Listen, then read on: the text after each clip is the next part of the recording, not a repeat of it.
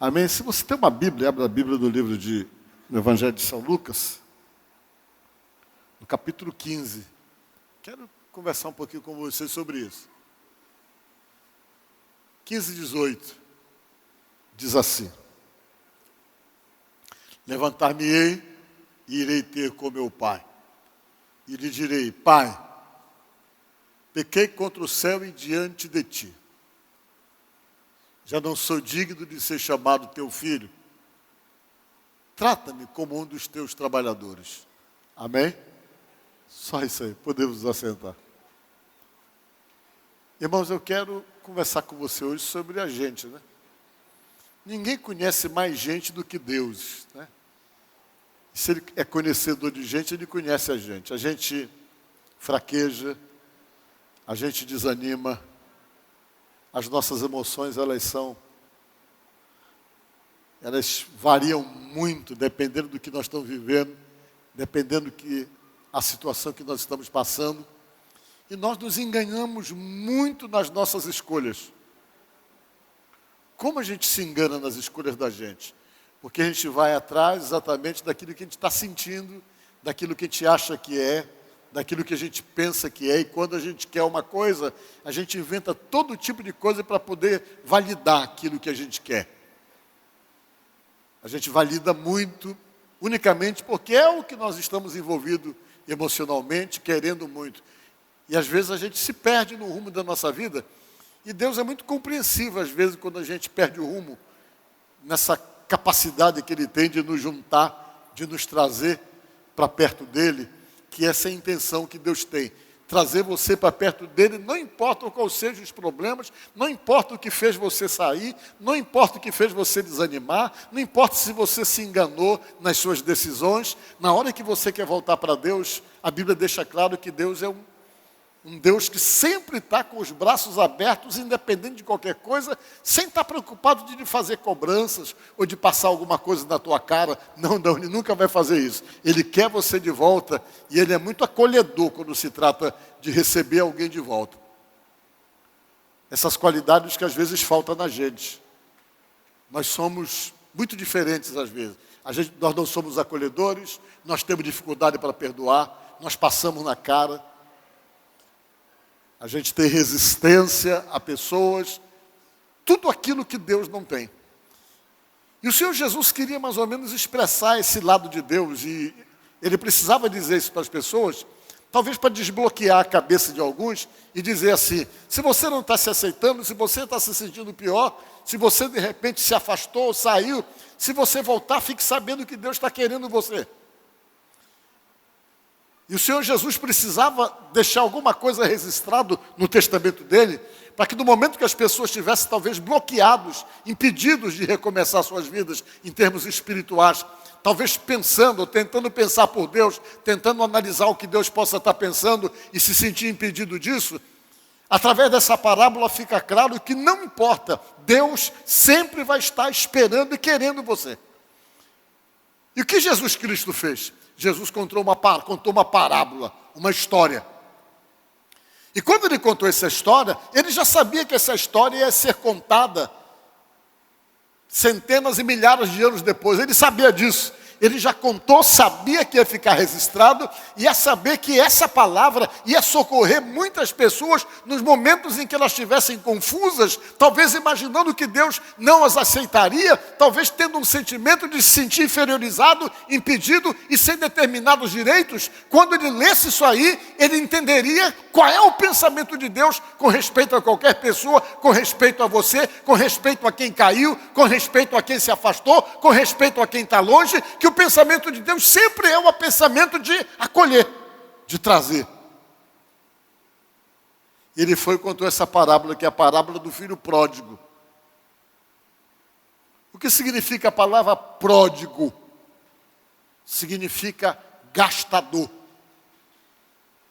Esse é o significado, gastador. Jesus foi, simplesmente pegou, contou essa história, que é uma das histórias mais lindas do Novo Testamento. Jesus disse: tinha um homem que tinha 2 filhos, e os filhos eram muito importantes para ele. Mas o mais novo deu um bug na cabeça dele, ele começou a achar que não dava mais para viver junto com o pai dele. E ele foi com o pai e disse, não quero mais ficar aqui em casa não. Estou a fim de sair, estou a fim de ir embora. O pai disse, você vai fazer isso? Faça não. Fez o que todo pai faz. Fique em casa, para que sair? Para que ir embora sem rumo? Para que sair de casa e pegar caminho sem rumo? Mas quando a gente quer uma coisa, não adianta vir conselho que nós estamos comprometidos emocionalmente com um pensamento, com uma ideia, com um desejo. Nós nos tornamos muito resistentes. Quando a gente vai falar com alguém sobre a questão, nós queremos sempre ouvir uma palavra favorável. Qualquer palavra que seja contrária àquilo que nós queremos, tenha certeza que a gente realmente vai se desinteressar pelo conselho. Isso é muito da natureza humana. E o pai chegou e disse, não vá não. Para que você vai? Disse, pai, eu quero ir embora. E eu quero, inclusive, que o senhor adiante a parte da herança que eu tenho aqui da nossa família. Eu tenho direito a uma parte da herança, então eu quero essa parte da herança, porque eu quero ir para novos lugares, novas cidades, conhecer novas pessoas, me relacionar com outras pessoas, e eu estou querendo isso.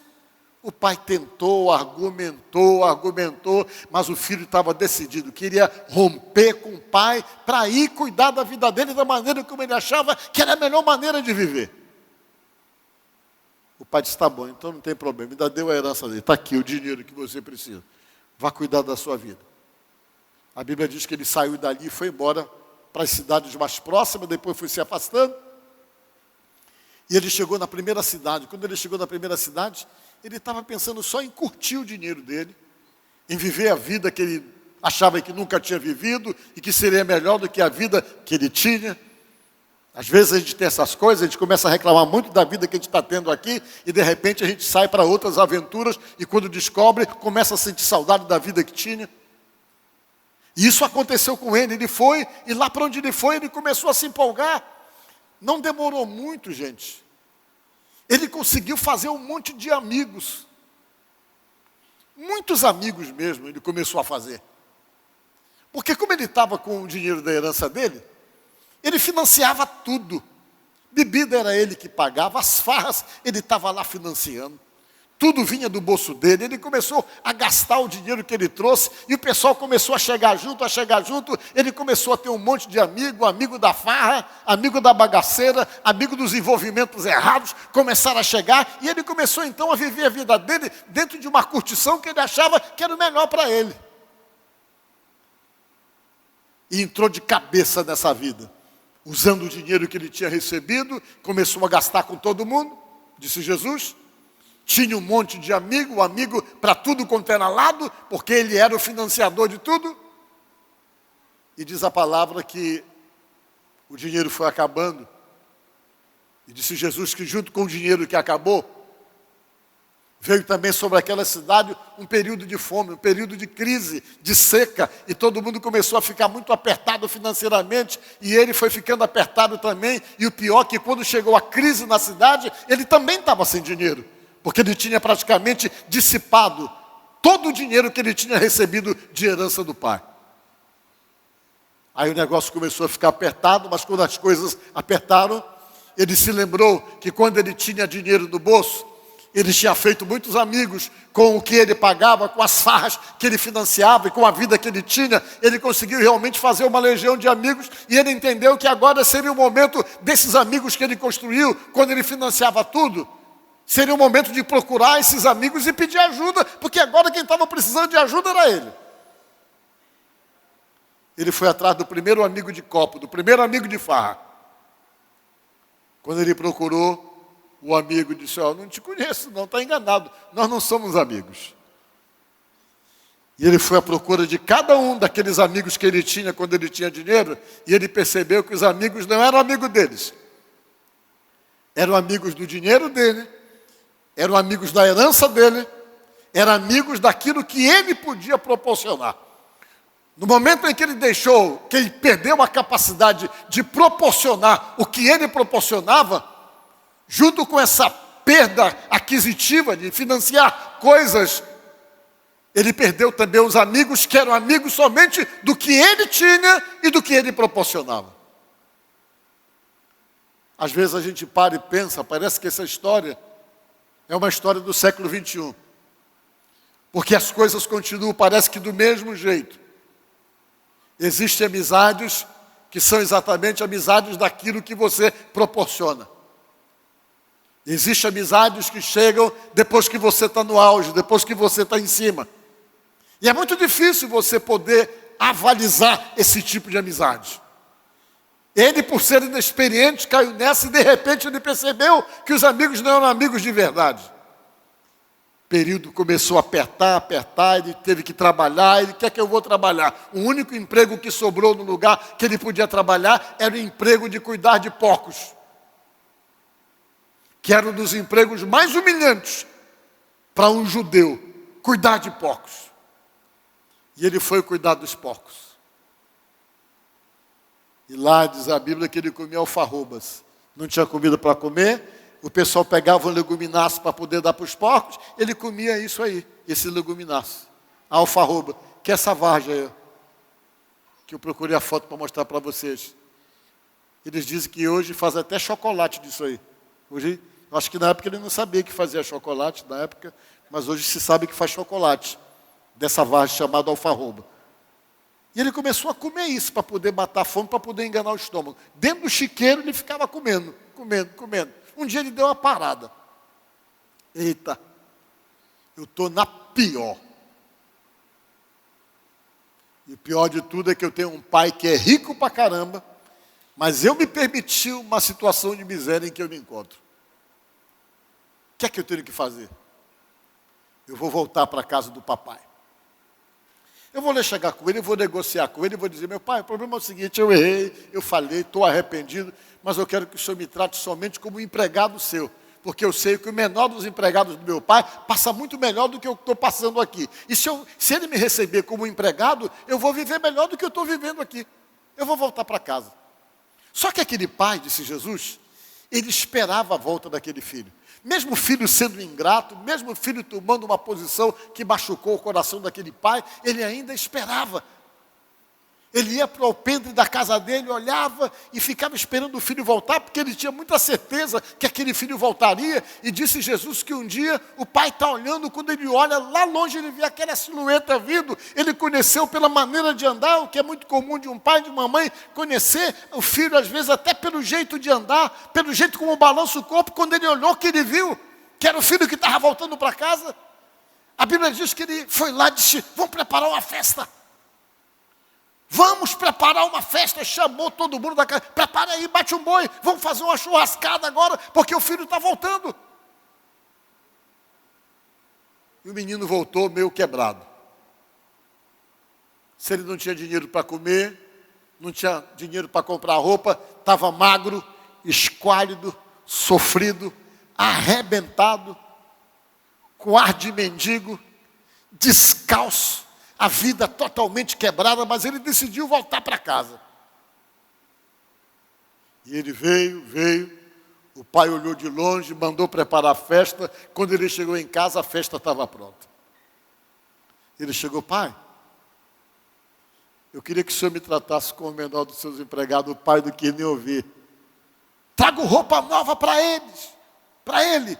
E trouxeram uma roupa nova, colocaram nele. Traz uma sandália para ele. Por que sandália? Porque naquela época, só quem andava descalço era escravo. Só os escravos andavam descalços. Por isso que é enfatizado o fato de colocar uma sandália nos pés. Às vezes, a gente se permite uma situação de escravidão por conta das escolhas erradas da vida da gente. Todo mundo já cometeu escolhas erradas, todo mundo já fez escolhas erradas. Quem nunca fez da vida? Mas a grande proposta aqui é tentar dizer para você que ainda que as escolhas tenham sido erradas, para Deus sempre tem um jeito de poder recomeçar, de poder refazer, de poder dar uma nova continuidade na vida e não se permitir continuar do jeito que se está. Quando você para e diz, entrei errado, fiz errado, que você começa a sofrer consequências de uma escolha errada, de uma decisão errada, de alguma coisa que você apostou e achou que ia dar certo, e você entrou de cabeça e lá na frente você viu que você fez uma grande besteira. Essa parábola tenta incentivar você para você não continuar e não se permitir continuar da mesma situação, mas que você possa dar meia volta e recorrer realmente a um Deus e tentar simplesmente recomeçar a vida novamente, porque uma das intenções de Deus é tentar levantar você, erguer você, porque o prazer de Deus não é deixar você caído e ninguém caído. E Jesus disse que na parábola o pai disse, coloca uma sandália no pé dele. Vou tirar ele dessa condição de escravo agora. Calça ele. E calçou. Colocou uma roupa nova. E por fim ele disse, coloca o anel no dedo dele. E alguém foi e colocou o anel no dedo dele. O que significava aquilo? Aliança recuperada. Às vezes, a gente precisa recuperar a nossa aliança com Deus. Nós quebramos a aliança por muitos fatores. Quebramos a aliança por influência. Quebramos a aliança por conta dessas amizades interesseiras. Quebramos a aliança por apostar e achar que aquilo é o melhor para a nossa vida, e muitas vezes não é, só faz a gente se afastar de Deus e simplesmente quebrar alianças.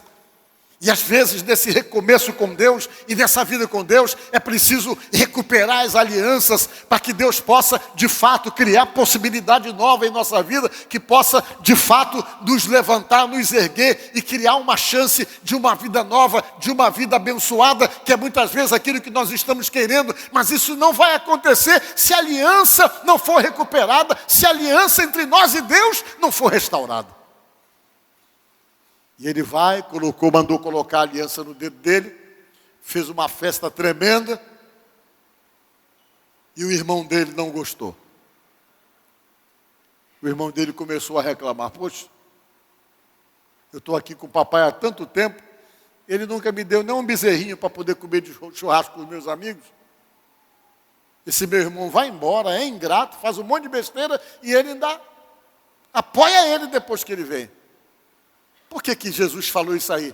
Porque sempre que você tenta restabelecer aliança com Deus, vivência com Deus, e tenta voltar para se acertar da maneira como você sabe que Deus quer e como você está desejando, sempre vai aparecer alguém para botar dificuldade, para criar dificuldade, para botar barreira, para não deixar você se sentir recuperado, para não deixar você se sentir aceito.